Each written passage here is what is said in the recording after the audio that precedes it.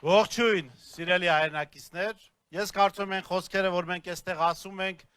ձեզ համոզելու համար չի, որովհետև ովքեր գտնվում են այստեղ, իրենք էլ մի բան մեզ պիտի համոզեն, թե կարող են համոզել մեզ, ուրիշներին, թե ինչու պիտի ընտրել Ռոբերտ Քոչարյանին, Հայաստան դաշինքին։ Մինչև հիմնական ելույթից անցնելը ես ուզում եմ ողջունել այստեղ գտնվող ԵԱԿ ԺՄԻԳ-ի դիտորդներին, խնդրեմ թարգմանի չթարգմանի, դուք որ այդտեղ կանգնած եք, դուք որ ձեր հովանու ներքո թույլ եք տալիս այս ծաղրածուների իշխանությունը խոսեն մարդկան քաղաքական առաջնորդների սպանելու, թիրախավորելու մասին, դուք ըստ էության եւ եվրոպական այլ կառույցներ հովանավորում եք այս իշխանությունների հանցագործությունները։ Համաձայն եք ժողովուրդ, որ այս մարդիկ հովանավորում են նրանց։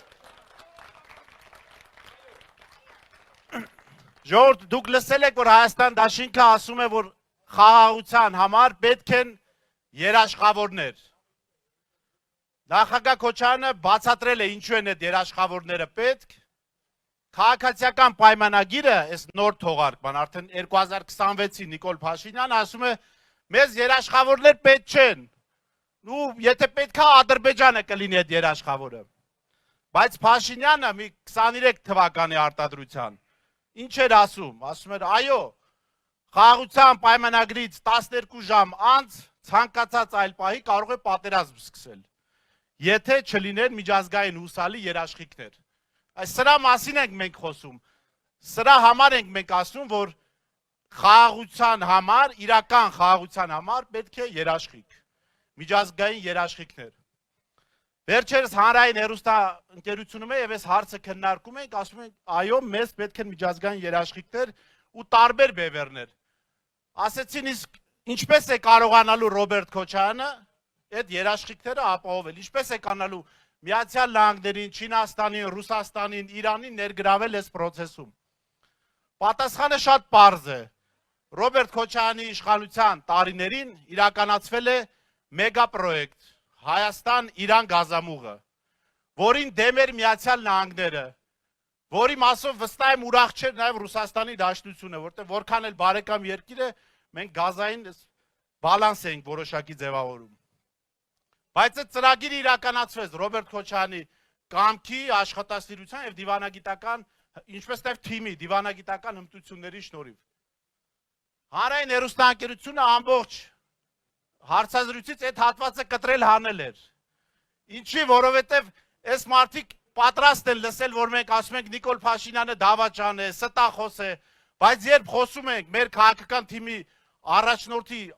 արձանագրած արդյունքների մասին, այ դա պիտի կտրեն, դա պիտի հեռացնեն, որովհետև ժողովուրդը կտեսնի, չէ, կամ կհիշի, տեսնելու կարիք չկա, որովհետև մեր աչքի առաջ է։ Այնպես որ խաղաղության համար շատ կարևոր են երաշխավորները։ Ուրեմն այս մարդիկ ատում են հայ ժողովրդին, Հայաստանի քաղաքացիներին։ Նիկոլ Փաշինյանը պատկերացնում եք երիտասարդ հայ տղային, ասում է դու ինչի չես մեռել։ Սուրեն Պապիկյանը ասում է մենք ձեր վրայով կանցնենք։ Մի պահ ինձ թվաց, թե Պապիկյանը իրական սպարապետ է դարձել, որոշել է ջերմուկի թուրքերի վրայով անցնել, պարզվեց չէ, Տաշիրի հայերի վրայով է ուզում անցնել այս մարդը։ Այս մարդկանց ատելության թիրախը հայերն են, Հայաստանի հայրենասեր քաղաքացիները։ Այն թուրքերը, որ ասել են մի հայ պիտի թողենք ենել թանգարանում, Փաշինյանը դրա համար է զարմացած, ինչի պիտի հայերը ողջ մնան, ինչի պիտի կարողանան փրկվել։ Բայց մենք այդ ծաղրածու սրիկային ասում ենք, մենք ողջ ենք մնալու, մենք այս տարածաշրջանում ենք լինելու եւ զարգացնելու ենք Հայաստանի Հանրապետությունը։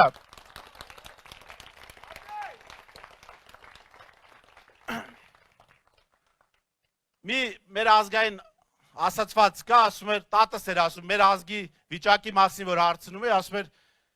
մեր մարմնի շուրջ հավաքված էին շակալներ, բայց ցավոք սրտի մենք գլուխ չունենք, որ գլուխը որոշում կայացներ, պաշտպանվելու, ոչնչացնելու նրան։ Հիմա մեր պետությունն էլ անտերը, անգլուխ է, դրա համար է Ադրբեջանը առաջարկում սահմանադրությունը փոխենք, Ռուսաստանը առաջարկում հանրաքվե անենք։ Այդ ինչի նույն մեր դաշնակից Ռուսաստանը Քոչարյանի օրոք չէր առաջարկում ինչ-որ բան մեր ներքին կյանքում,